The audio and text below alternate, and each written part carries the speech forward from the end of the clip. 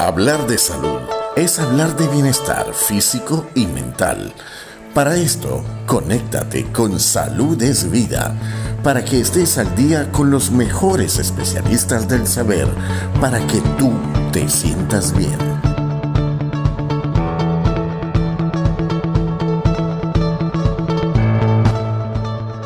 Bueno, estamos en presencia con el doctor Guillermo Viloria, quien es cardiólogo pediatra de Venezuela, está ahorita en Barcelona. Tiene la especialidad de cardiología intervencionista en adulto, también posgrado en el Hospital Militar de Cardiología Infantil en Los Ángeles, California. Y actualmente trabaja en el Centro Médico Docente de la Trinidad en Venezuela. Doctor, muchísimas gracias por aceptar esta invitación. De verdad que bastante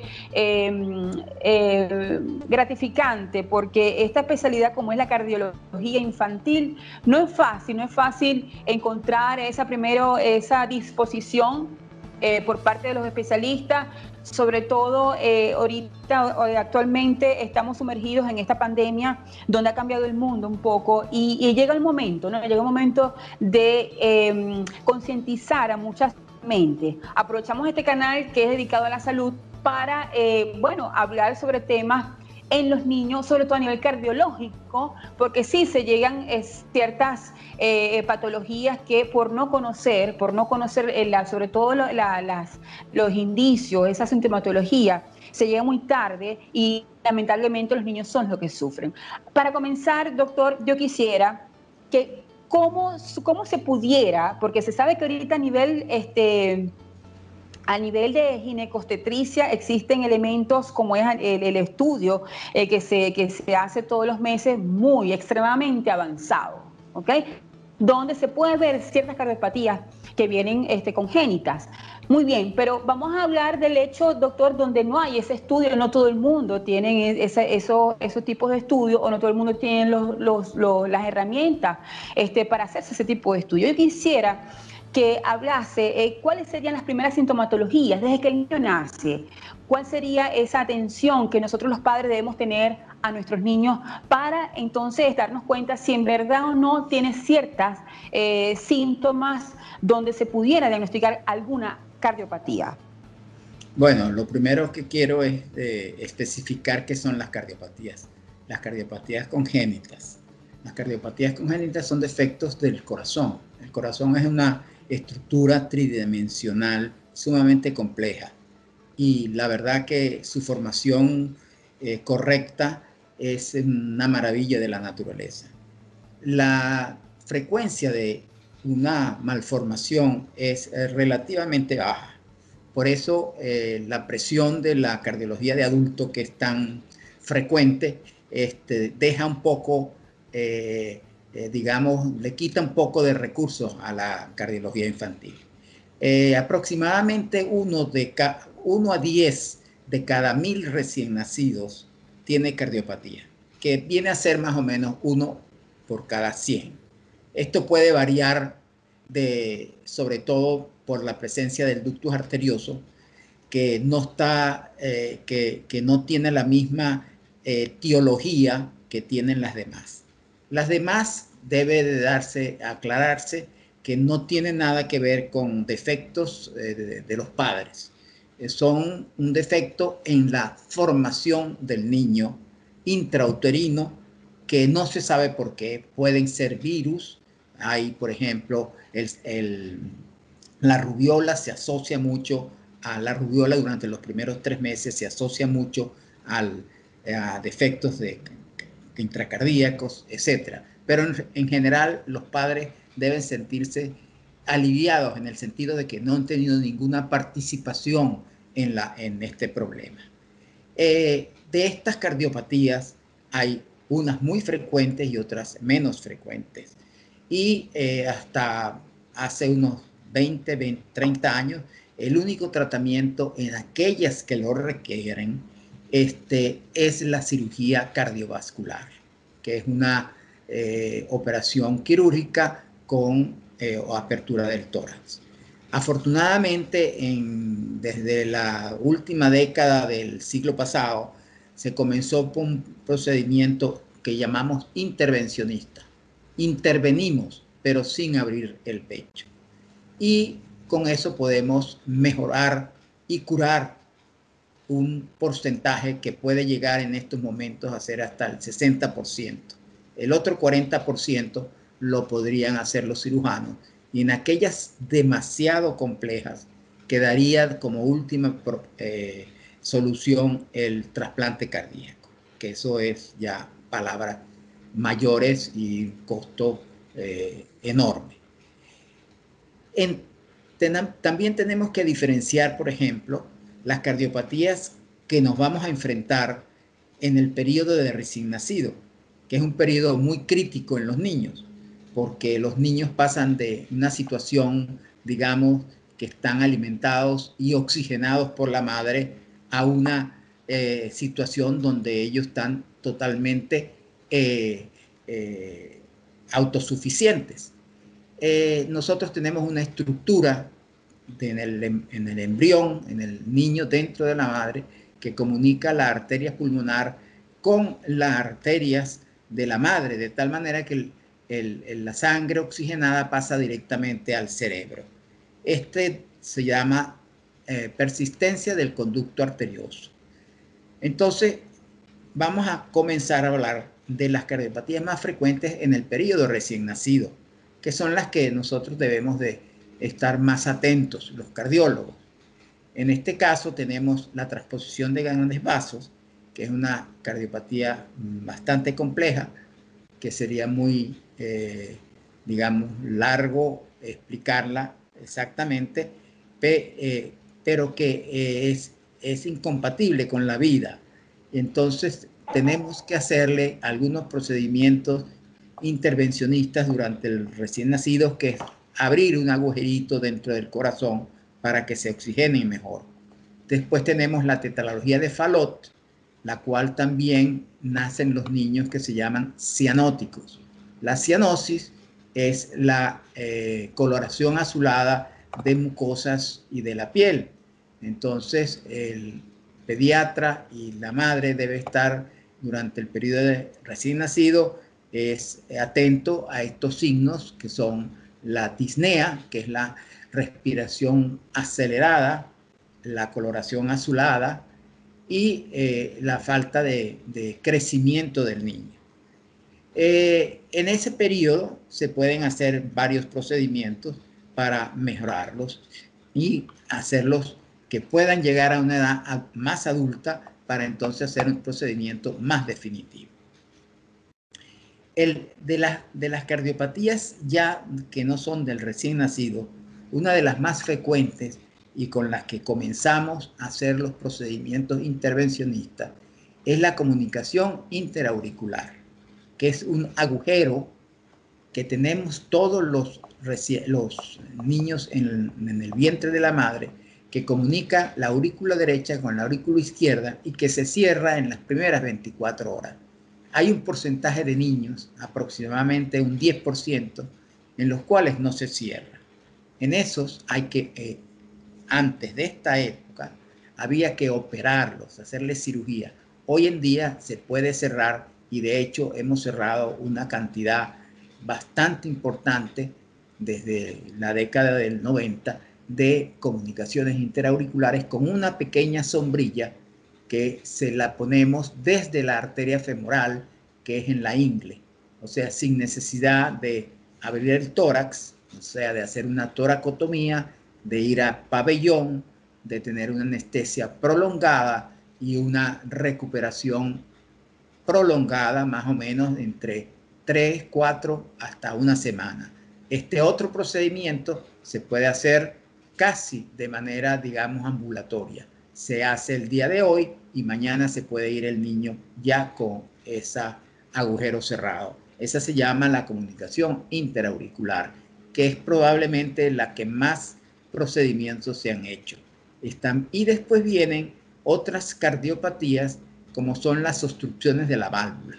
El corazón está formado por un tabique superior que se llama interauricular, un tabique inferior que se llama interventricular, que separa las cavidades derechas de las izquierdas, y 4 válvulas. Las válvulas que comunican los ventrículos, las aurículas que están en la parte superior, con los ventrículos que están en la parte inferior. Y la válvula que da la salida al ventrículo izquierdo hacia todo el organismo y la válvula que está en el ventrículo derecho que le da salida hacia los pulmones donde se va a oxigenar para regresar luego al ventrículo izquierdo y de ahí ir al cerebro, a los riñones, etc. Cualquiera de esas estructuras puede tener defectos.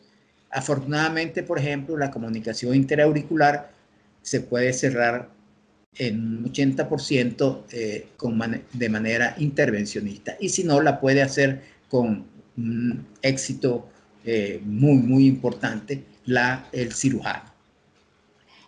El otro problema a nivel de niños que me gustaría referirme es la muerte súbita en adolescentes y atletas jóvenes, que es un accidente muy aparatoso y que digamos que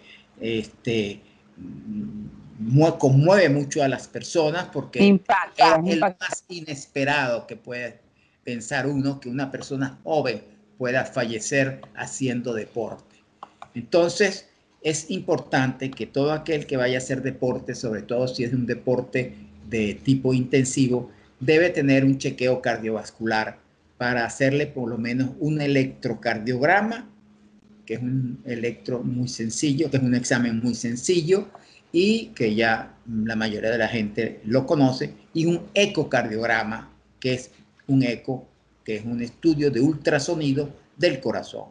Si ambos son normales, el niño puede hacer cualquier tipo de ejercicio que no va a tener problema.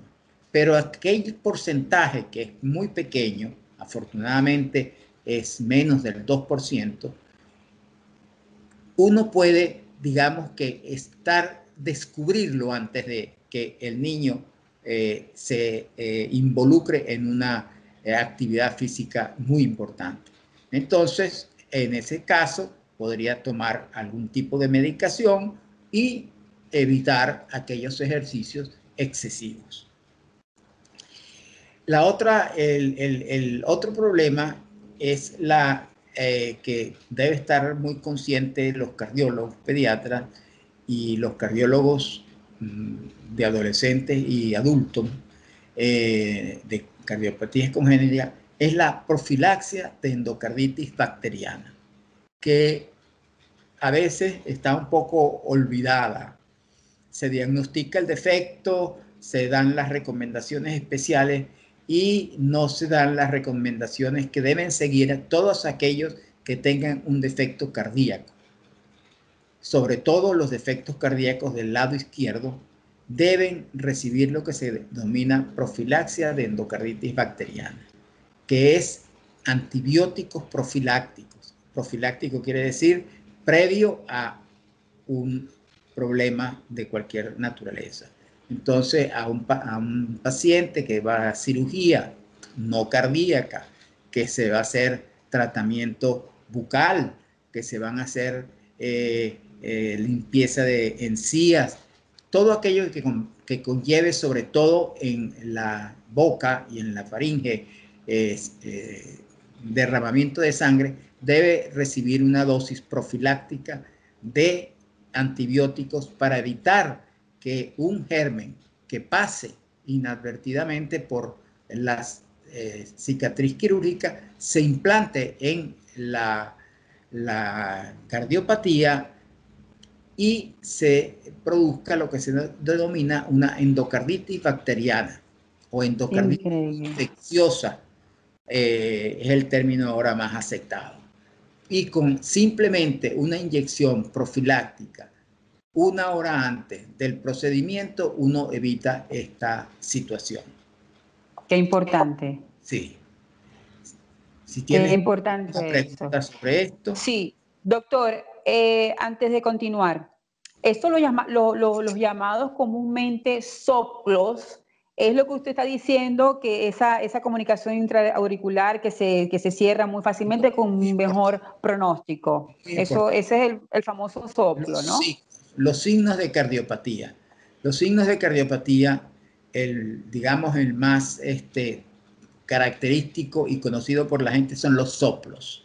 Y en los soplos hay que diferenciar los soplos que son orgánicos, y cuando decimos orgánicos decimos que son causados por alguna malformación cardíaca, aquellos que son fisiológicos, que son soplos inocentes que llamamos. ¿Por qué inocentes? Porque no necesitan medicación, porque no significan que tienen cardiopatía, porque no van a tener ninguna consecuencia. Entonces, esos son los que se llaman soplos. ¿Y qué es el soplo? El soplo simplemente es el sonido que produce la sangre cuando pasa por los orificios naturales o no naturales, como puede ser la CIA, la comunicación interauricular o la comunicación interventricular. O sea, es un soplo como un sonido que es un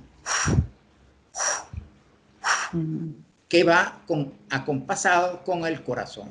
Ahora, el cardiólogo experimentado usualmente ya por las características del soplo conoce si son soplos que pueden indicar una cardiopatía o soplos inocentes. De todas maneras, para, como se dice vulgarmente, curarse en salud, no es, o debe practicarse un electrocardiograma y un ecocardiograma. Si ambos son normales, eso es un soplo inocente y no debe de restringírsele a ese niño ninguna de sus actividades físicas ni actividades de ningún otro tipo. Ahora, doctor, usted habla de cardiólogos, pero yo creo que este mensaje también iría a los pediatras. Los pediatras experimentados deberían ya conocer, a la hora de hacerse el chequeo normal, rutinario, debería también conocer ese tipo de sonido, ¿me equivoco? Claro, el 90% de las referencias que recibe el cardiólogo es del pediatra por presencia de un soplo. Es importante eso. También ahora, hay otra cosa, perdóname. Hay otro aspecto que puede dar lugar a inequívocos, que es que la falta de crecimiento del niño. A veces una cardiopatía que no es muy evidente desde el punto de vista pediátrico, afecta al crecimiento del niño, porque la cardiopatía pone a funcionar al corazón a un ritmo que consume mucha energía, y entonces la energía que debería estar siendo utilizada para crecimiento, partes la utiliza el corazón, y son niños que no se desarrollan bien. Y el otro signo muy importante y que es muy evidente generalmente es la que se denomina cianosis. Cianosis es la coloración azulada de piel y mucosas, más evidente en mucosas, labios, uñas, coloración azulada, sobre todo si se hace ejercicio. Eso puede indicar que hay una mezcla de sangre en el corazón, porque en el corazón izquierdo tiene sangre roja porque está oxigenada, ya pasó por el pulmón, y azul o menos roja en el lado derecho porque ha llegado de dejar el oxígeno, que es lo que pone la sangre roja, es la hemoglobina, que es hierro, y entonces la sangre tiene ese olor y ese color característico. Entonces, la cianosis, entonces, si la mamá ve que el niño respira muy rápido en condiciones normales, que respira muy rápido cuando se alimenta y se cansa y tiene que descansar varias veces, si su crecimiento corporal no es adecuado, si suda mucho, ese es otro signo que es bien importante, porque el corazón pone a trabajar el organismo y es como si estuviera haciendo ejercicio, porque los niños, su único ejercicio prácticamente es llorar y alimentarse. Y esos ejercicios lo cansan, porque ya el corazón de por sí está hiperfuncionando, entonces suda mucho. Entonces la sudoración es otro signo que debe estar pendiente tanto el pediatra como la madre. Y si, por ejemplo, un niño que tiene una tos anormal, que tiene un pitido o que tiene un quejido que llamamos nosotros, eso también es otro signo de alarma que lo obligaría a consultar primero con el pediatra, y el pediatra decide la pertinencia de mandarlo o no al cardiólogo infantil. Muy bien, es así. Ahora, doctor, aquí en Italia, vamos a referirnos al deporte. Aquí en Italia, bueno, y en los colegios también, es un ABC, es decir, si no presenta un examen cardiovascular, no ingresa a ningún tipo de actividad deportiva, desde una gimnasia hasta el fútbol agonístico, desde la edad pequeña, desde los 4 años.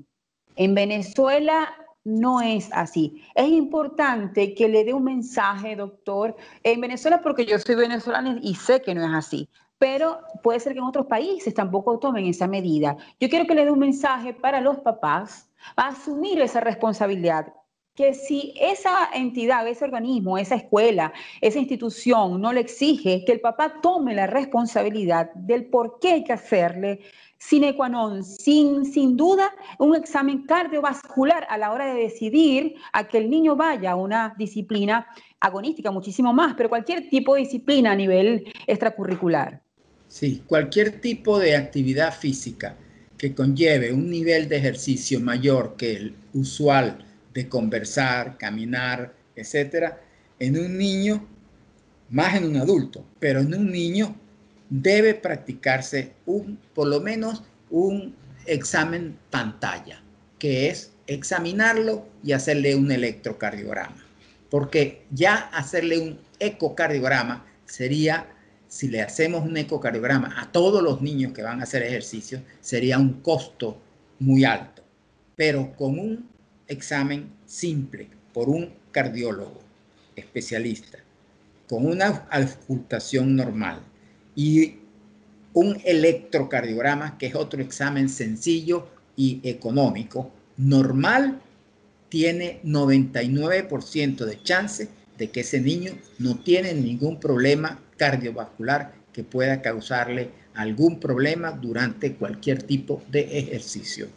Y ese niño puede incluso llegar a ser un atleta. Claro, así es. Ahora, doctor, vamos a nivel cuando ya cuando el niño está todavía en vientre, ¿ok? Perinatal. Vamos a colocar el escenario donde el ginecostetra tiene el aparato idóneo y evidentemente detecta alguna cardiopatía que viene congénitamente. Por ejemplo, el procedimiento cuando hay un diagnóstico de gastrosquisis, ya el médico tiene un protocolo que hacer en las tantas semanas, en las tantas, ¿ok? Hacer el procedimiento para, meter todo el intestino, todo lo que prosigue, lo que se deriva, la gastrosquisis. En el caso de la cardiopatía congénita, esto para los papás, sobre todo primerizos, que quizás lo van a escuchar o lo están escuchando, y bueno, quizás pueda haber esa fortuna donde, bueno, hay una cardiopatía. ¿Cuál sería el protocolo, doctor? ¿Cuál sería para que tranquilice a esos papás? Porque quizás por ser primerizo, obviamente, es el niño, es la vida del niño, es una cardiopatía, hay un susto, hay un temor normal y natural. Pero yo quiero que le dé un mensaje a esos papás para sobre todo el procedimiento, cuál sería el protocolo a seguir a la hora del nacimiento. ¿Qué cuidados debe tener esa mamá durante el embarazo? Bueno, lo primero y lo más importante, sobre todo en países como los nuestros, es que toda madre debe tener un control prenatal. Eso es lo primero. Desafortunadamente no es así. O tiene un control prenatal después de los 3, 4, 5, 6 meses.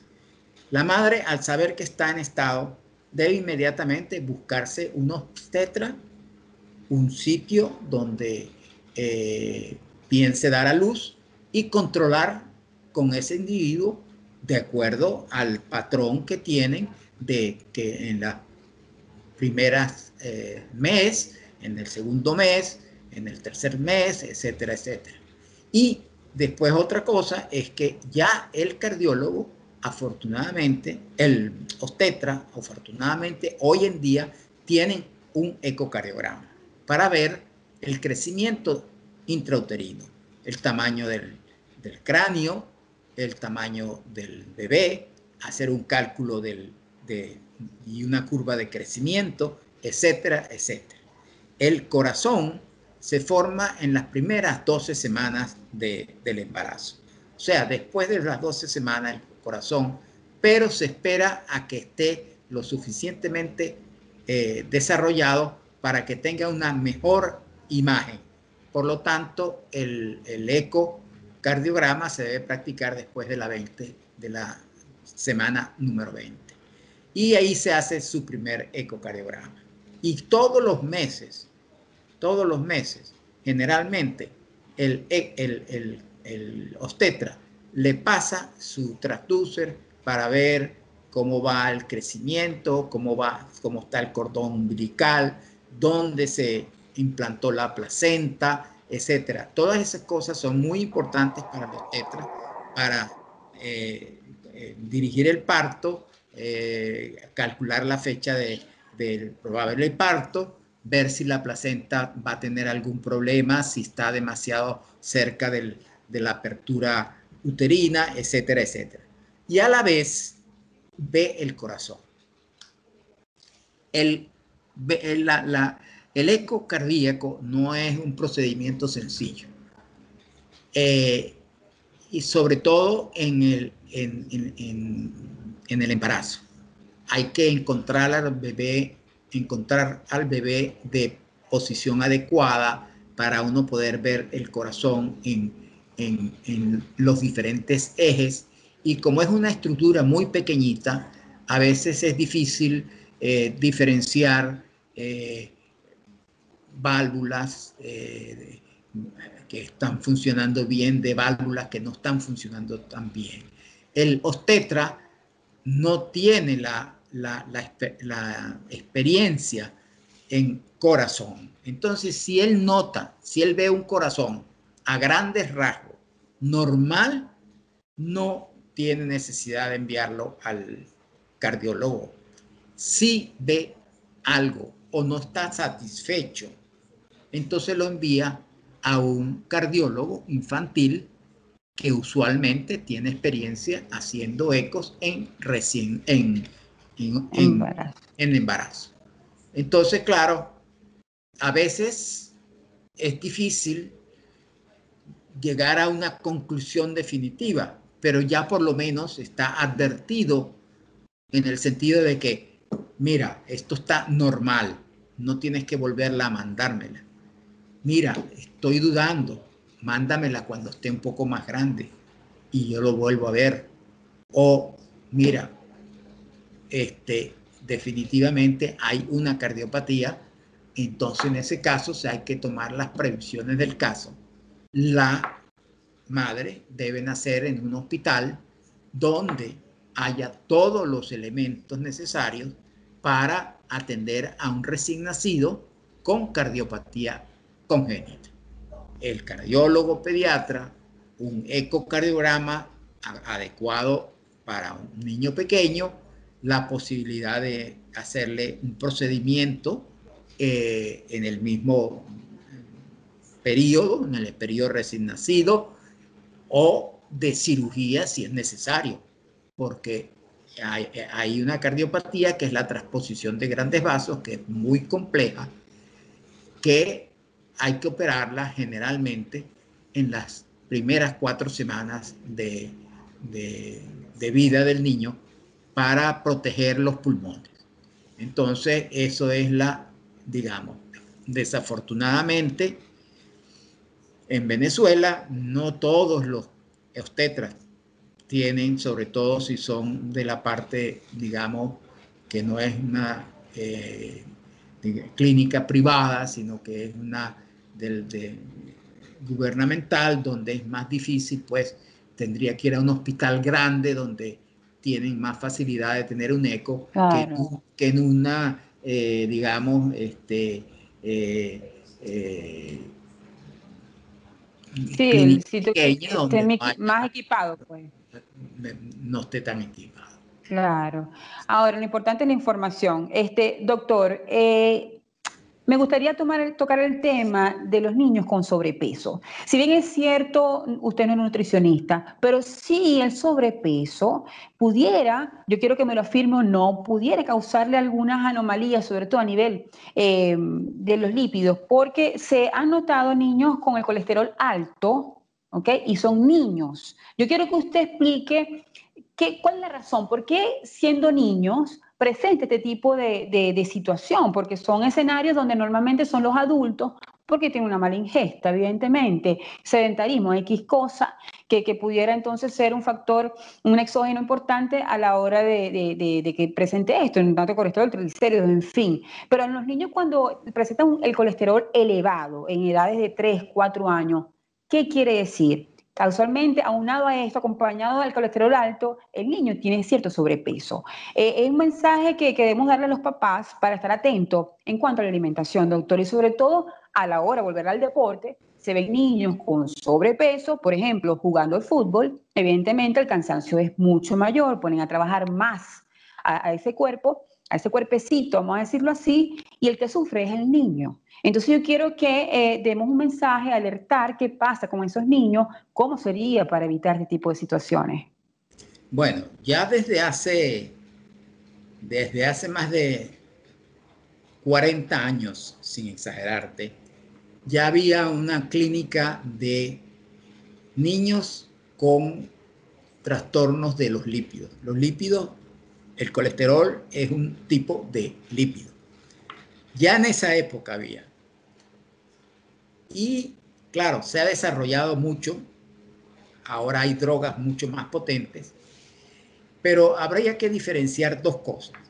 Una es aquel niño que tiene un problema de colesterol genético, porque ese es el problema. Hay niños que por heredados de los padres tienen un trastorno genético que no eliminan adecuadamente el colesterol malo. Y esos niños son los niños que van a sufrir enfermedad coronaria temprano en la vida.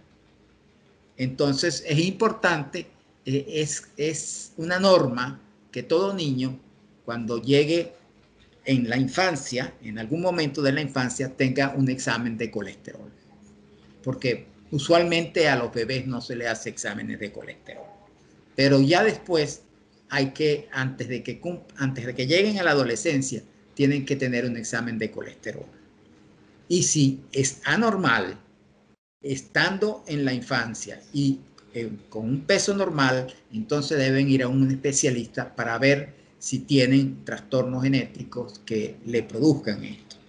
Ahora, el otro problema es que, y te voy a contar una cosa, que cuando yo estuve en la Sociedad Venezolana de Cardiología hicimos un trabajo transversal en Venezuela que de prácticamente el total de la población, donde la mitad de la población de Venezuela estaba sobrepeso, tenía sobrepeso, y un 30% estaba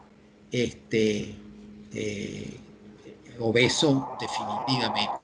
Obeso es cuando tienen la masa corporal por encima de 30 de acuerdo al peso, a la altura. La estatura. De la estatura. Entonces, en la infancia, si los padres tienen una dieta inadecuada con aumento de lípidos, aumento de productos cárnicos, aumento de azúcar, esos son todos factores de riesgo para la obesidad. Y desafortunadamente la cultura actual favorece eso, las merengadas, la mantequilla, etcétera, etcétera. Todas esas son grasas saturadas que debemos evitarlas. Eso se ha modificado con el tiempo y hoy en día hay drogas muy sofisticadas que se pueden, pero hay una recomendación especial que es que los niños no deben ser tratados con drogas sino hasta después de la adolescencia, a no ser que sea una hiperlipidemia genética muy severa. Se debe más bien de tratar de educar a la familia y al niño para que tengan, tanto desde el punto de vista de alimenticio como desde el punto de vista de actividad física, porque no solamente es lo que tú comes. El problema en Venezuela también es que la actividad física como una práctica diaria y constante no está muy, digamos, no es muy frecuente, pues. Hay mucha gente que es muy sedentaria. Sí. Ahora, doctor, cuando hay niños donde hay sobrepeso y, por ejemplo, en sus actividades normales de niños, por ejemplo, el jugar, y cuando ejerce ese ejercicio, esa actividad, esa fuerza, el niño presenta un cansancio extremo. ¿Está relacionado con algún tipo de patología? Puede ser a nivel de las grasas y por el exceso de grasa genere esto, o qué puede pasar, porque hay casos. El cansancio del niño por obesidad es por el exceso de peso, no es por otra cosa. Si no hay defectos cardíacos. Si no hay defectos cardíacos y el corazón es sano, el exceso es, primero, la falta de ejercicio, o sea, la falta de entrenamiento, por un lado, y por otro, el exceso de peso. No es lo mismo que tú hagas 50 metros con 10 kilos encima que te pongan 20 kilos encima. Sí. Seguro que vas a llegar más cansado. Y cuando tú dices que tú tienes un exceso de peso y que tienes un índice corporal aumentado, quiere decir que tienes un exceso de peso por sobre el que tú deberías tener de acuerdo a tu corazón, de acuerdo a tu aspecto corporal, de acuerdo al grosor de huesos, etcétera, etcétera. Todo tiene que estar bien correlacionado. Ok, eso tiene que estar bien diagramado. Los corazones en los atletas, hablo yo de niños, que por supuesto acá cuando se van desarrollando, se evidencian que son un poco más grandes de lo normal, doctor. Ahora es el ecocardiograma. ¿Y eso por qué? Bueno, es evidente que el que hace ejercicio intenso no es aquel que hace ejercicio usual de vez en cuando, no, sino los verdaderos atletas, los nadadores, los jugadores de fútbol profesional, todos esos jóvenes, tienen un aumento de la masa muscular del corazón y es normal, pero tiene cierto límite. Por encima de cierto límite, debe el cardiólogo ser muy puntilloso en ese caso y diferenciar aquel que tiene ese aumento por el ejercicio, aquel que es anormal. Usualmente el que tiene un problema de tipo anormal, que se llama una cardiomiopatía hipertrófica, eso es fácilmente diagnosticable con un electrocardiograma y un Doppler y un ecocardiograma. Ok, entonces, muy bien, eso es importante saber. Que tú dices de hacerse un examen obligatorio, eso te descarta inmediatamente el que la hipertrofia no sea fisiológica, sino que la hipertrofia sea por una enfermedad que se llama cardiomiopatía hipertrófica. Ok, muy bien, muy bien. Doctor, verdad que fue bastante clara, muy elocuente, muy didáctica, y yo pienso que sí se logra el objetivo, el hecho de informar y formar a nosotros los papás, me incluyo, porque estas son cosas importantes, lo que es el cerebro y el corazón, son los dueños de la orquesta y hay que cuidarlos muy bien, conocerlos muy bien y sobre todo llegar a tiempo para evitar situaciones más drásticas y por supuesto lamentable. Le agradezco mucho el haber estado con nosotros porque el proyecto es doctor, el proyecto de salud preventiva y yo creo que esta disposición que usted ha tenido, de verdad que me enorgullece y se nota que lo hace con vocación y experiencia. Así que yo lo invito a que nos diga por favor dónde podemos encontrarlo, doctor, si está haciendo telemedicina, qué medida está haciendo, yo sé que se encuentra en Barcelona, pero si alguna persona quiere comunicarse con usted, ¿cómo podemos hacer? Pues se puede comunicar por Médicos Venezolanos Online. Excelente. Sí. Excelente, excelente plataforma. Muchísimas gracias, doctor. Éxito. Y bueno, hasta una próxima oportunidad. Hasta una próxima. Gracias a ti. Ok. Chao.